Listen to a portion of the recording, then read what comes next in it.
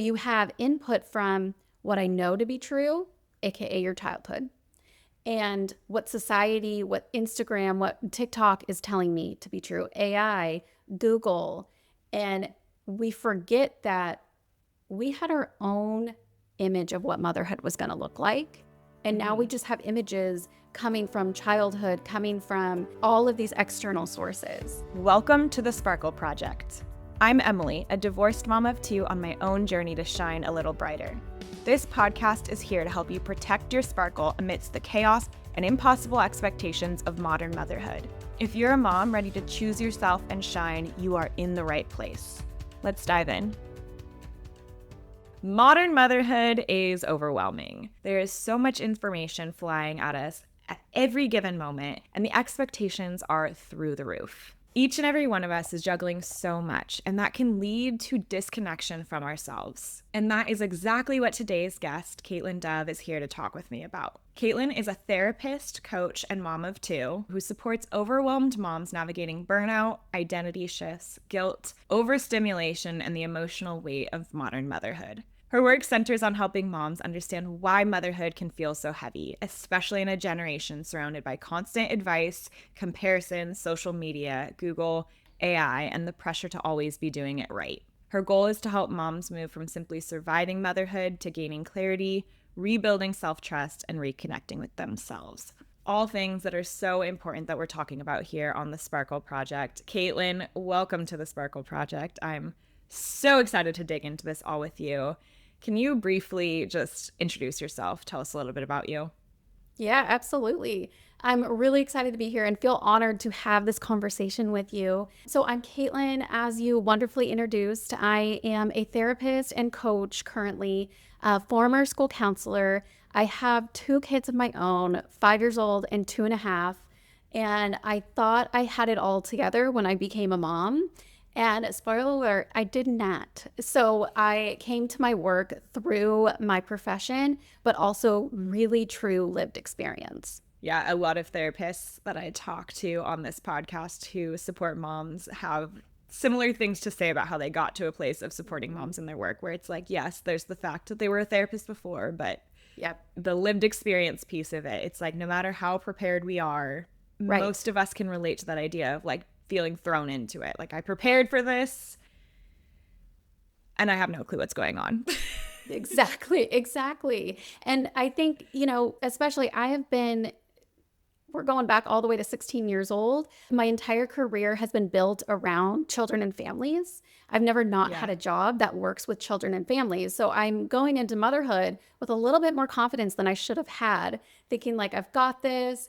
And, even backing up to 2020, the wonderful time of 2020, when the world went online, I was a school counselor helping elementary school students. And I quickly learned you cannot, especially during 2020 when that all happened, people didn't quite know how to do school online yet. So I'm trying to help these kindergartners and first graders, and it's not doing the same thing. So I really pivoted into parent coaching. And I saw how much kids were flourishing from taking the tools that I use in school counseling and now pivoting them into their home. And so that was my first light bulb moment. I was also pregnant at the time in 2020. And so when I became a mom, I went through kind of a traumatic birth, and postpartum was absolutely rough for me. Postpartum depression, you name it. It was such a dark time for me. And I went back to school counseling with a completely different lens. You know how when you buy a new car, you're now seeing all the new cars that you just bought on the road? Mm-hmm. That's exactly what happened when I went back. I started to see all of these moms and parents just struggling. And I had my second kid, and I really saw the moms of multiple kids struggling. And that's where my passion just kind of curved a little bit. And I'm like going beelining headfirst into how to support moms. Yeah. Can you tell us a little bit more about your story and some of the maybe specifics of what you struggled with in that role that were surprising? I mean, especially as somebody coming into it, like, I know what I'm doing with kids. I've got this. Yes. That's such an important question. When I came into motherhood, I was an infant teacher at a preschool prior, right? So like I have experience with babies. I didn't come into this like never changing a diaper and like I had all the experience. What I didn't have experience with is absolute sleep deprivation. Yeah. Coming off of a very traumatic birth where I was pushing for 5 hours straight, had a baby, and now all of a sudden I'm supposed to be up and breastfeeding and taking care of this child. So none of the kid stuff really came into play until they were probably around 6 to 9 months and maybe even a little bit older. Like that's when I started first seeing like, okay, now I kind of know what I'm doing. But it hit me like a truck of in that first month where my supply wasn't good, she wasn't latching, and this journey wasn't going how I thought it would. It threw me. And my husband is also self-employed, so he didn't get a lot of time off either. So it was straight on me. I was not prepared for that. Prepared for the nightly feedings where you're so exhausted, you're like delusional, you're hallucinating, you're crying, and the baby's crying, and you don't know what to do. And that landed me also into therapy first and foremost, but also in medication management and looking at how I can really pick myself back up. In order to help this child, I had to first put my own oxygen mask on first. Yeah. You described an experience that I think most of us can relate to. And I think that piece of the actual like skills of interacting with a child and all of that aren't even really what is applicable in those Right. first however many months.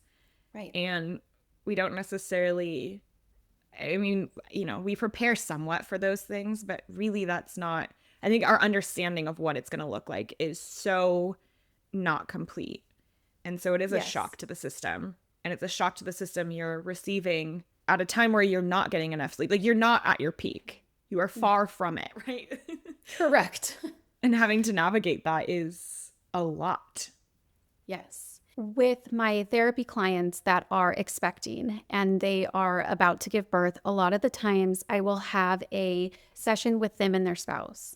And in this session, I'm not asking how many diapers have you changed. I'm not asking, sometimes I ask, do you know how to swaddle? And those baby basics, right? Yeah. But we're making a mental health plan, mostly for the mom, right? But we're also looking at the partner as well.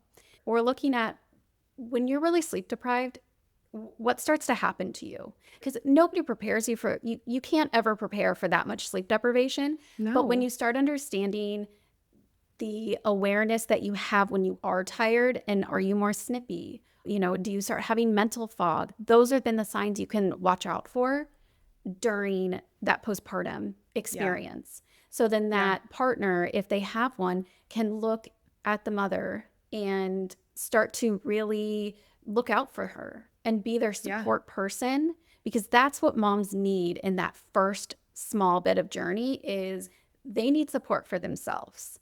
Diaper changes, we can easily teach that. Swaddling, we can easily teach that. Those are very important skills, but even more important is watching out and becoming aware of how you're doing internally. Yeah. A way that you've described motherhood in general is that it can feel emotionally loud. And I think that framing is so powerful for a mom listening who has never quite had the words for that experience that they may be feeling, and how it can cause even like disconnection from self when there's so much noise. How would you describe that? We live in an age where it's absolutely unprecedented what we are dealing with. And I first want to say this because I think it's going to go into this question that you asked. Our parents, the generation before us, they parented with some TV, right? And newspapers, and they probably had some parenting books like What to Expect When You're Expecting. And it's also good to mention they had community too. So they had their neighbors, they had community centers, church, wherever they went. That was their comparison. That's where the comparison ended. Now fast forward to 2026. We have Google, AI, we have pretty much the brick in our pocket is a 24/7 machine for comparison. It is so loud, and it really distracts us from our internal discernment of what we know to be true for our family and what is something that's not meant for our family. And so when you look at social media, you can see Instagram reels or TikToks, you're scrolling, and one might be 10 reasons to co-sleep. And then the next one is 10 reasons to never co-sleep. And so then you start to go, well, then what do I do? Each one of them says I'm going to mess up my child. So now I don't know what to do. And they forget that internally they know what's best for their child. Take it in, each point, but then also uncovering this compass for yourself of what feels best for me and my child. Yeah. What do you see as the impact on self-trust with all of that? Mm-hmm. Yeah. So that is absolutely where this discernment piece that I am talking about comes into play, where you start to outsource your self-trust and you outsource it to Google, those Google spirals. You outsource it to AI. I have heard of some moms that are AIing their way, ChatGPTing their way through tantrums of like, now what do I do to not cause the trauma? Or how do I gentle parent my child through this? The answer is within you. So I have made some statements about parenting scripts and how they're an absolute wonderful tool to use on, in the moment, but we're skipping a step. That's a wonderful step 2 to have that script. Step 1 is coming back internally with yourself and wondering how you want your kids to feel in that moment. Then we can put some parenting tools on top of that. But if we just go straight to the parenting tools, then we're saying we trust this parenting tool more than we trust ourselves. And it's not true. We have to turn internally, know what our values are. And I always ask the question, in 20 years, your kids are going to be sitting around a dinner table and they're going to be chatting and talking with their friends and laughing. And childhood is going to be brought into this conversation. How do you want them to be talking about their childhood? If you miss that question, that parenting script isn't going to get you to that value. It's going to get you to what society thinks the value should be. But if we have our internal compass first, which is our values, they anchor us in every single decision that we make, then we can go to that parenting tool and say, okay, this aligns with my value. I'm going to use this parenting tool. I'm going to use this parenting script. So I love parenting tools. I love parenting scripts, but we're forgetting the first step before them. Yeah. You said something in there I think is really interesting, that when we go to those external sources, we're telling ourselves that we trust those more than we trust ourselves. And I think that framing is really interesting because our actions do inform us of how we feel about ourselves, right? Like that is the way it is. And so I think that's an interesting framing of that. I'm curious, you're speaking to what I would identify as like a disconnection from self when you're externalizing all of these things. Do you see it as being the input is what is disconnecting us from ourselves? Or do you think a lot of us enter motherhood with that disconnection? Like, where does that disconnection stem from? And kind of the chicken or the egg? Is it a result of the inputs, or is it causing the problem of relying on these inputs? Right. So I think there's 2 parts to that question. Yeah. One, I work off of 5 principles in my work with moms and families. One of the principles is know your story, owning your story. And that means owning your story from your childhood. So none of us come out of childhood unscathed, no matter how good your childhood looked. I have a lot of clients that come in and they say like, oh, my childhood was fine. There wasn't anything that big in it. But then we start to dig a little bit. And then we start to see, okay, well, that's a message around performance that you got from your childhood. So while it's not this big T trauma that happened, you're still living out these messages in your own parenthood that comes in. And so these messages are inputs when we start motherhood. And those messages, if you don't look at them, if you just stay zoomed in, those messages keep going. And that's where we get into generational trauma. That happens so quickly is because we are zoomed in and we don't take a moment to zoom out going, but does this really help our family? Is this really what we want to pass down, or do we want to edit or delete it? So that is one form of input that comes in. Now, if we don't stop to look at that and we just keep going, we're now getting all of these other inputs happening to us. Google, I can't tell you how many Google spirals I have gone down. So it is normal, right, to get all of these inputs that are coming from all these different directions, but pile that on top of the family messages that you're getting, and it's input that our brains are not designed to hold. So you have input from what I know to be true, aka your childhood, and what society, what Instagram, what TikTok is telling me to be true, AI, Google, and we forget that we had our own image of what motherhood was going to look like. And now we just have images coming from childhood, coming from all of these external sources. No matter if you dreamed of what your motherhood was going to look like when you were 10 years old, or you never thought you were going to be a mother until you got a pregnancy result that said positive, you imagine your motherhood being one way. Yeah. And when it doesn't go that one way, it can be really devastating. That can be from a traumatic birth. That can be from your kids have different behaviors than you thought they would. Or that means maybe you got divorced. Maybe you don't have that co-parent you always thought you would. Maybe you're in that marriage and you feel like a single parent. It's not going to go as we think. So when we get all of these different inputs, they have immense amount of pressure on us to get it right. But in fact, we don't know what right is if we don't look internally. Every single person's right is different. Yeah, something that I talk a lot about is mom guilt. And it seems like there's an entry point to talk about that here in what you're saying, because when we are doing it, I guess, wrong compared to how we thought we would be existing and how we thought we would be showing up, there's a lot of room for those feelings of guilt and shame that come up. How do you see all these inputs and the incredible expectations that exist for us contributing to that experience of mom guilt? Yeah, they direct exactly to mom guilt because we have these expectations we are trying to live up to, and we can't. We simply, there's not even enough room for our brains to hold these things, let alone to try to keep up with it and try to meet these invisible standards. This is why a lot of the times too, moms get asked, how can I help? And like immediately they're just enraged. They're like, don't ask me that. I've got to do this myself.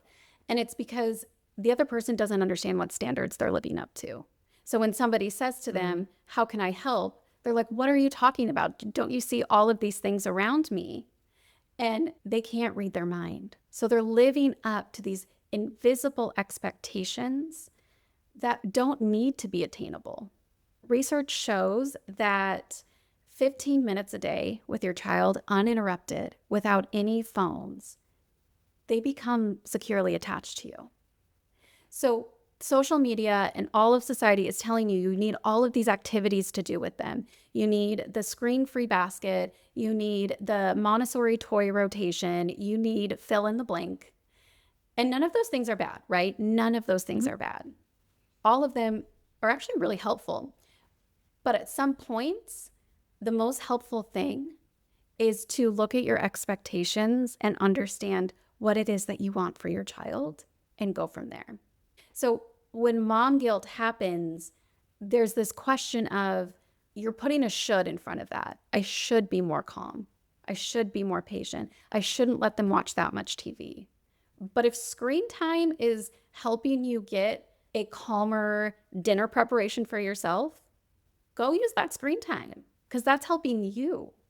So the mom guilt is really about your internal compass again, your values. When I come home from a long day of seeing therapy clients, my brain is spent. I need that 10 to 15 minutes to just get dinner on the stove and to just transition back into the house. So my kids watch Curious George for 15 minutes. They get a different mom afterwards. And I used to have mom guilt over it because I used to think, ugh, why do I have to do this? I should just be able to come home, get dinner ready, do bath, do bed. And then I thought, no, that's a lot. And I'm okay with them having this as a tool. So when we have all these different inputs coming in, that's where our discernment, if we're coming full circle, that's where our discernment has to come in as well, is what am I going to allow myself to feel guilt about? And what am I allowing myself to say, this is what I need. My kids are going to be okay. Yeah.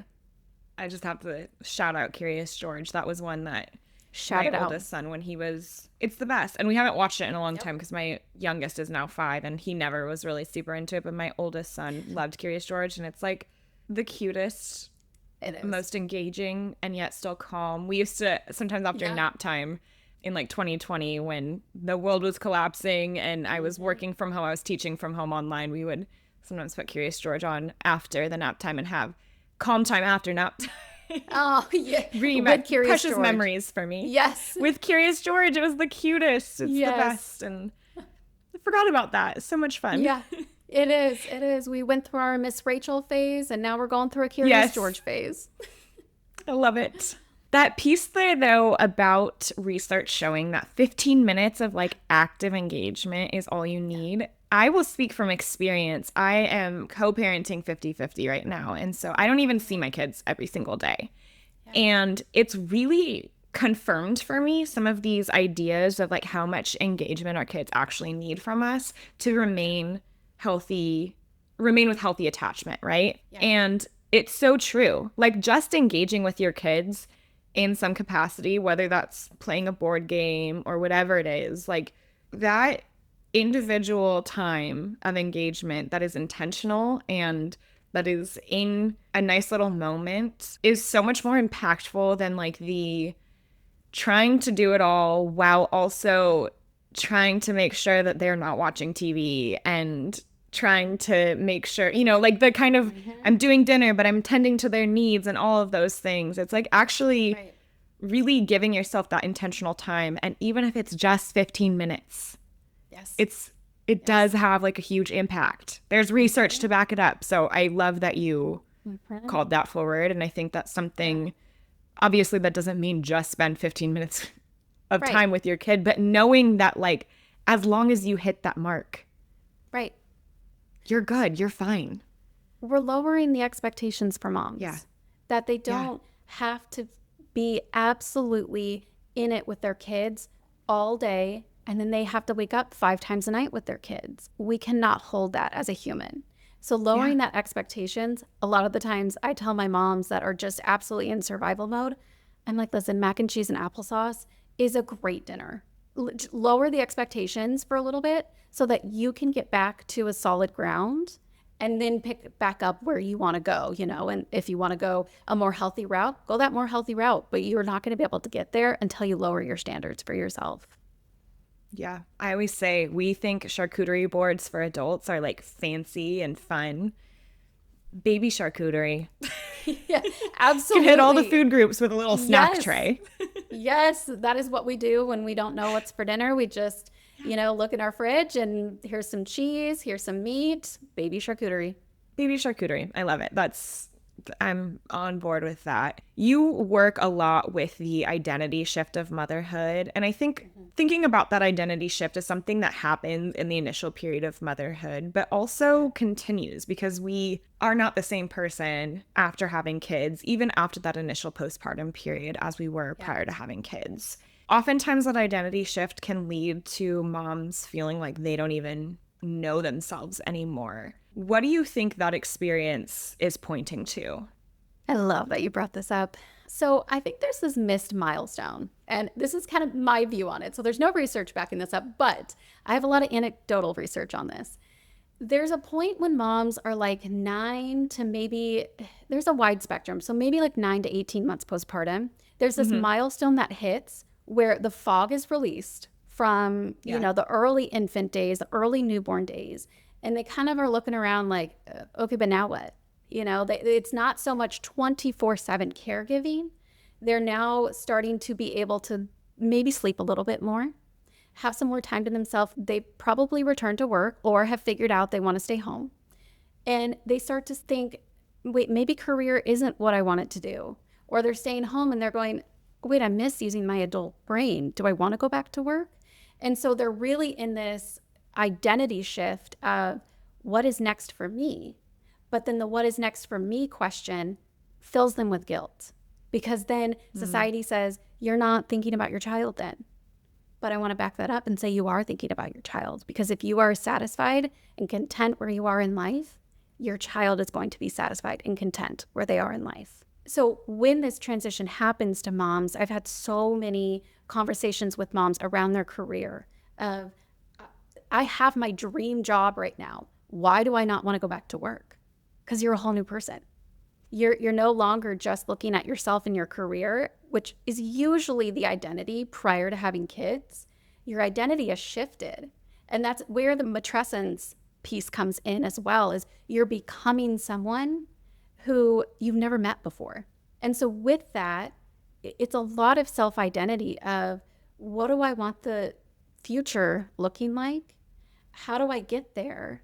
And where was I in the past that, again, I want to either edit or delete or move forward with me. So it's postpartum has this first chunk of time where you are just surviving, and you're trying to put in everything you can to help you mitigate this overnight change to your life. Then comes the second shift where you are trying to figure out what is next for me to make me feel satisfied. And there is a lot of times moms have so many conflicting feelings on this of, do I want to go this way for myself? And is that okay?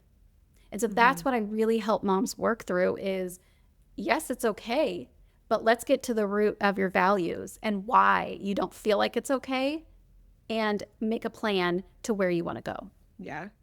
Well, and I think that comes back to those external inputs as well, of like guiding our decisions. What happens then if in that, by the time our kid's 2 years old or beyond that even, we haven't listened to what we truly want? And I mean, I'll say, like, I know for myself, that feeling of dissatisfaction, like something's not right here, is very real and scary when you get to a point where you are out of that postpartum period, you are out of that transition period and still struggling with, is this what I want? So in my therapy work and in my coaching work, I work with all kinds of moms that are wondering if they want to have kids, moms that are in the trenches of having kids, and moms that are already have launched their kids and they're in their 60s and reflecting on their motherhood journey. One thing that I have noticed, it's the same question in all three parts of those journeys. It's, will I be enough if they're trying to decide if they're going to be a mom? When they are a mom, it's, am I doing enough? And after they have launched their kids and they are reflecting on their motherhood, it is, was I enough? So at all three stages, we are learning who we want to be. So when I say that there are two phases in postpartum, that second phase, that can go all the way into your 70s. That question comes prior to even having kids. It's just in a different capacity. A lot of moms stay home in those first couple years, and then their kids go off to elementary school, and then that second stage starts for them of, okay, but now what? I've been home with my kids for the past X amount of years. Now what do I want to do? So that question will never leave, and that's not a scary thing. It's an empowering thing to always looking internally to say, what do I want out of this motherhood journey? Because it is your motherhood journey just as much as it is your child's childhood. Those two things aren't separate. So there's no age limit on that. It's not like once they hit 2, you got to understand who you are, what your identity is, and if you're enough. That question's always going to linger with you. So my work with moms is not around, here's the track you're going on, see you later, have fun. This is, we're going to create this almost working document. For every single season of your life, here are questions that you can come back to yourself so that you remain within your internal compass.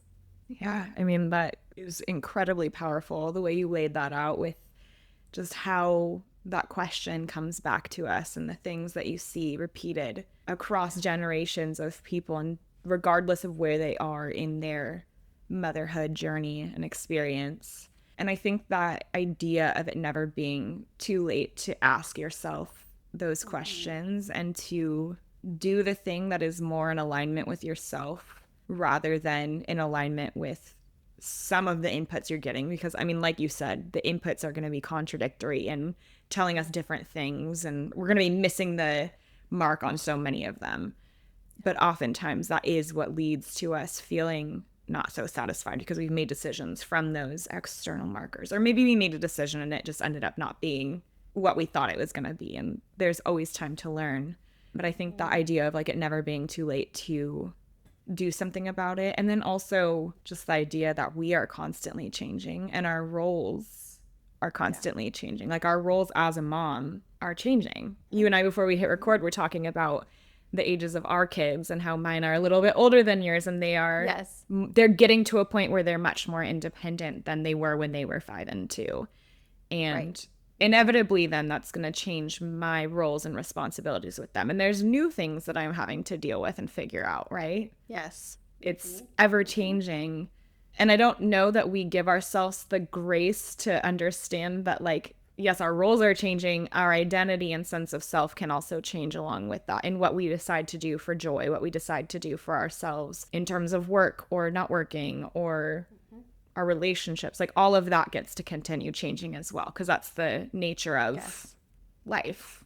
That we pretend it isn't, though.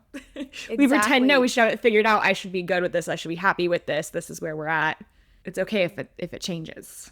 Right. I want to come back to the piece that where we were talking about external inputs from Google or AI or Instagram. It starts to really chip away at the confidence in a mom.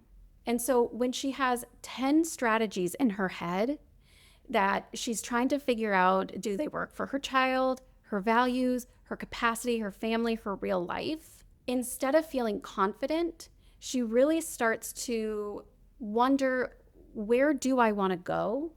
And then as you start to figure that out, what happens is we move to a new season of life, and that no longer works. So then you go through that cycle again of finding 20, 30 different ways of fixing this one problem so that motherhood can feel better, and then it switches. And when we strip all of that away, Google, AI, Instagram, you then can have this internal compass where it goes through every season of life with you, and then you add on the strategies. Because the burnout that we feel in motherhood happens when we are trying to go all over the place and figure out, how do I make this better externally when it needs to start internally first? Yeah.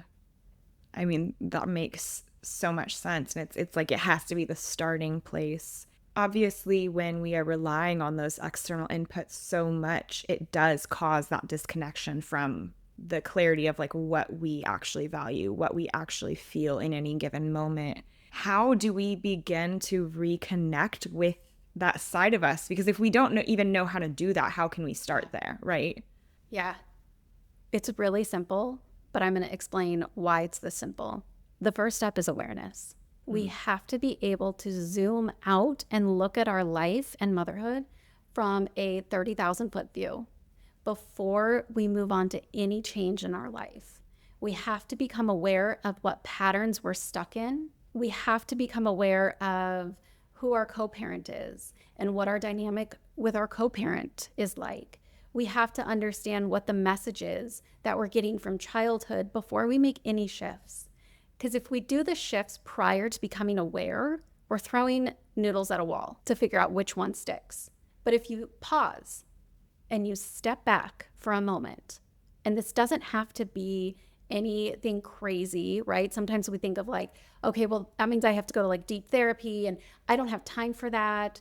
All it is stepping back from maybe a tantrum that your child is having, putting in your soundproof AirPods while you're looking at that tantrum and thinking, why is this triggering me?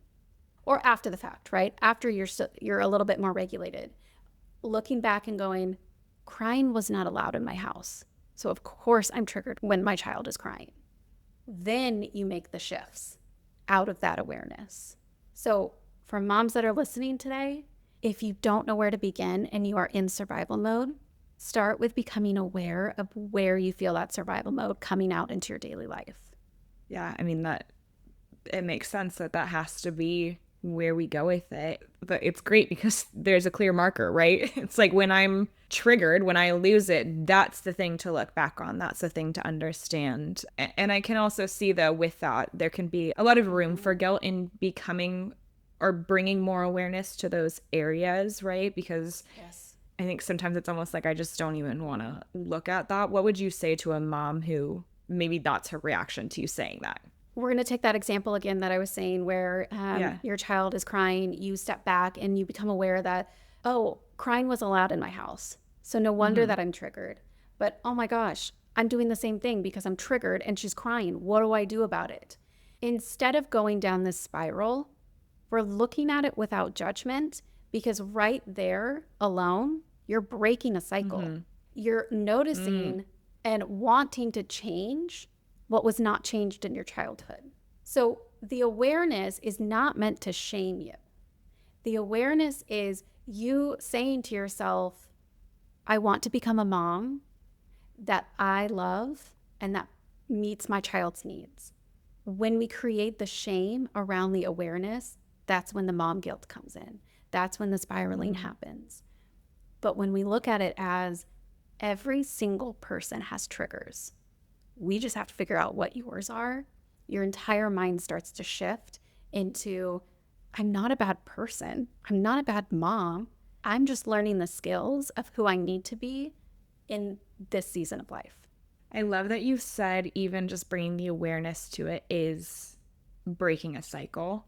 Like it's breaking part of that cycle. And I think that's something I think about a lot of the inputs we're getting and the conversations around breaking cycles and how beautiful it is. Like that millennial mothers are doing that work, and we have the tools to do that work. We have the tools to understand where we should be aware and all of that. But there can also then be pressure of like, look, you have the resources to break the cycles, so just go do it. And that's not exactly how it works, right? Like it's these things are deeply ingrained in us. The familial cycles that we bring into motherhood, it's like, of course, it's not just as simple as saying, I'm not going to do that. If it was, we wouldn't be seeing all of this content about it.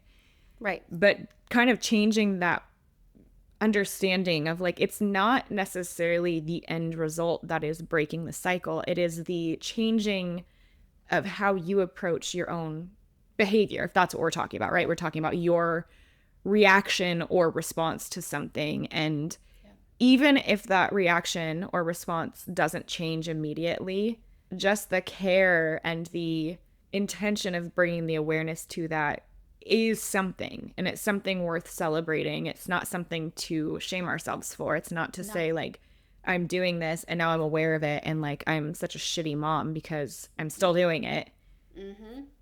The act of bringing awareness to it is a part of breaking that cycle. I think that's a really powerful reframe. It means something. It really does. A lot of moms stop at the awareness, and that's why they get this sense of shame and guilt and, oh my gosh, I'm a shitty mom. But it doesn't turn into implementation. So insight does not equal change, but it is the foundation of change. So that's what I really want moms to know is we're talking about the foundation of change. So these aren't little things, you know, in your daily life that you're noticing. You're noticing something that could have absolutely life-changing things come from it. And that's not something to feel shame about. That's something to feel empowered about, that you have control. Once you become aware, you now have the power over that trigger or whatever it is that you're becoming aware of. And there is change that is possible with the right support. Yeah, and part of being able to seek that support is not allowing the shame to hold you back from that, right? Yeah. I mean, you can't work through the thing if you're not willing to look at it. If you're not really willing to understand why, if you're not willing to understand and seek support for how do I move through this? How, going to a therapist and admitting the thing that's really challenging for you. If there's so much shame covering that, it's not possible. Yes. I have a lot of moms that come to me in tears and thinking they are just the worst mom in the world. And then I start talking to them and I'm like, hold up a second. You came in here thinking you're the worst mom in the world. Look at all of these things you're doing with your children. Then once she feels like, oh, okay, I feel safe. Like I can now look internally about what's happening in my life and my motherhood. That's when things start to shift. So Yeah. and that's also why I started building this niche in therapy and coaching. Moms have to feel safe with themselves. There is absolutely amazing parenting tools and strategies out there. Absolutely amazing strategies. Those are what's getting a lot of attention though, because they're really quick fixes and you don't have to look internally when you have a parenting script. I feel so honored when moms come to me and they start opening up in ways they can never with anyone else. They see sustainable changes when they start opening up and becoming vulnerable and saying, okay, maybe it isn't a parenting strategy I need. Maybe it's looking at myself first, then understanding what strategies are next. Y'all are going to see a social media clip of that right there, because I'm like, mic drop moment. We have to feel safe with ourselves first before any of that external stuff is going to matter. Like, yeah. Just so succinctly, the way you just said it. It's like, this is why we have to understand that not living up to unrealistic expectations can't just cover us in shame. It can't just bury us in these feelings of I'm not enough, I can't fix this, all of that stuff that I think so often comes forward. It's like, no, there's power we have to make the change when we are aware, and we have to feel safe enough to address that within ourselves to be able to make those changes sustainably and to break the cycles that maybe would continue otherwise. And I think that's just an incredibly powerful takeaway here. Most moms are thinking they're doing everything wrong. And I really want moms to hear that is simply not true. And if we look at a 30,000 foot view, when you're zoomed in, you're in survival mode and you're reacting to the next thing. But if we're zooming out, moms have done incredible things. It's the external outputs that are telling us we're not doing enough, and it's just not true. Yes. Okay, well, this is a great place for us to kind of wrap things up. Before we go, I do want to ask you a question that I ask every guest here on the Sparkle Project. We talk a lot about identity and who we are, the sparkle that we bring to the world, that light inside of us that is the essence of ourselves, that is often buried in the roles and responsibilities and external outputs that come with motherhood. How do you protect your sparkle? I love that question. So being a therapist puts me in a position where I am so honored to be in somebody's mental place, right? Seeing their thoughts, seeing their vulnerabilities. And it has taught me and allowed me to know that who I am is okay. No matter what version of me, no matter what season of motherhood I'm in or life that I'm in, for the first time in my life at 33 years old, I am finally feeling like who I am is okay. And if it doesn't work for some people, that's okay. I'm not for everyone, and that's fine. I am for the people that love me. The other one is not allowing myself to drift too far from the things that keep me sane. So if I get too far into work, I really make sure I get my runs in. I get my steps in. I am able to cook a nice dinner. So understanding what my outlets are and making sure that my schedule allows for them so that I don't start losing myself in work and motherhood. That's beautiful. I love that your role, your job is something that contributes to you being able to show up as yourself and know that that's enough. And I think that's a really beautiful thing. And I hope that listening to these types of conversations for moms, seeing that kind of insight into the struggles of other moms does something similar in allowing us all to feel a little bit more like we're not alone in these weird thoughts we have about not doing enough and all of that. It's like we're just all not human. True. We're all struggle. There's such a healing part of vulnerability. Yeah, it's huge. Kaitlyn, where can a mom listening find you and get in touch with you? Yeah, so I am on Instagram at The Nurtured Theory. You can also go online to thenurturedtheory.com, and I have therapy spots open for moms in Oregon. Then I also have coaching for worldwide moms. Amazing. And we'll make sure all of that is linked in the show notes as well. Thank you so much for being here. This was a really beautiful, empowering conversation. Yes, absolutely. Thank you so much for having me on. I've been honored. And thank you for tuning in. Keep on shining. Thanks for tuning in to another episode of The Sparkle Project. Loved what you heard? Share this episode with a friend, and don't forget to leave a rating and review to show your support for the show. We'll be back next week with another episode. See you then.